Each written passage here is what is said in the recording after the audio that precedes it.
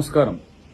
తెలంగాణ ప్రభుత్వం ఇచ్చిన మాట మేరకు రేవంత్ రెడ్డి గారు మాట తప్పడు అనే ఉద్దేశంతో ఈరోజు చేసిన రైతు భరోసాను బీఆర్ఎస్ఆ లేదంటే బీజేపీ వాళ్ళ నాయకుల యొక్క అభిమానుల అనుచరుల ఈరోజు ఎవరు ఈసీకి కంప్లైంట్ చేసిందో తెలియాల్సిన అవసరం ఉంది. ఈరోజు ఇవ్వకపోతే ఇవ్వలేదని చెప్పి విమర్శలు చేసి గన్ పార్క్ దగ్గరనో ఇంకో దగ్గరనో ఇలా వాళ్ళు సవాలు చేసే పరిస్థితి వచ్చింది.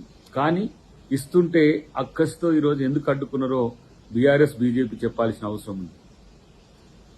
రైతు రుణమాఫీకి సంబంధించి ఆగస్టు 15లోగా మేము చేస్తామని చెప్పినాం. తప్పకుండా రైతులకు ఆగస్టు 15లోగా 2 లక్షల రుణమాఫీ ఒకేసారి చేసే బాధ్యత మా ముఖ్యమంత్రి గారు తీసుకున్నారు.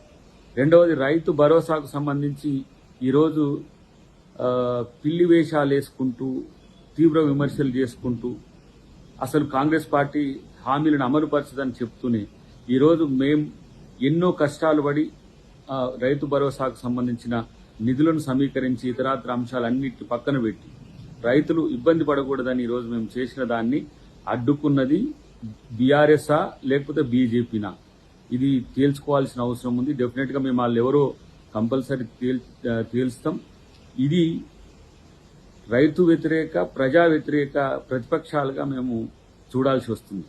రాష్ట్ర ఖజానా వెలితిగా ఉన్నప్పటికీ కూడా ప్రజల అవసరాలు ఎంతో అవసరం ఉన్నప్పటికీ కూడా ఆర్థికంగా ఈరోజు రాష్ట్రం ఇబ్బందులు పడుతున్నప్పటికీ కూడా రైతు కంట కన్నీరు అనేది ప్రభుత్వానికి మంచిది కాదు అనే ఉద్దేశంతో రేవంత్ రెడ్డి గారు రైతు భరోసాకు సంబంధించి ఒక నిర్ణయం తీసుకుంటే దాన్ని తట్టుకోలేక చేస్తున్న ఈ కుట్రలు ప్రజలు గమనించాల్సిన అవసరం ఉంది. ఎన్నికలప్పుడు వాగ్దానాలు అమలు చేయట్లేరు, మీరు 6 గ్యారెంటీలు ఎందుకు చేయట్లేరు అని చెప్పి పదే పదే ఊకదంపుడు ఉపన్యాసాలు ఇస్తున్నారు. అది బీజేపీనైనా బీఆర్ఎస్ అయినా. మరి ఇచ్చేటప్పుడు ఎందుకు అడ్డుకోవాల్సిన అవసరం వచ్చిందో చెప్పాల్సిన అవసరం ఉంది. ఇదేమి ఓట్ల కోసమో లేకపోతే సీట్ల కోసమో కాదు కదా.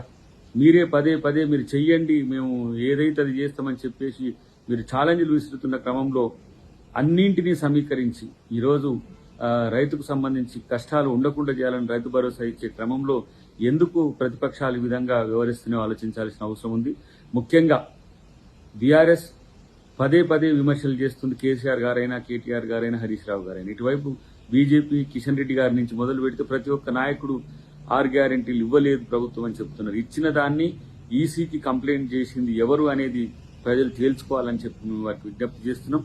ఏది ఏమైనా సరే 11వ తారీఖు 13వ తారీఖు దాటిన తర్వాత కూడా అవకాశం ఇవ్వాలని చెప్పి ఈసీని మేము విజ్ఞప్తి చేస్తున్నాం.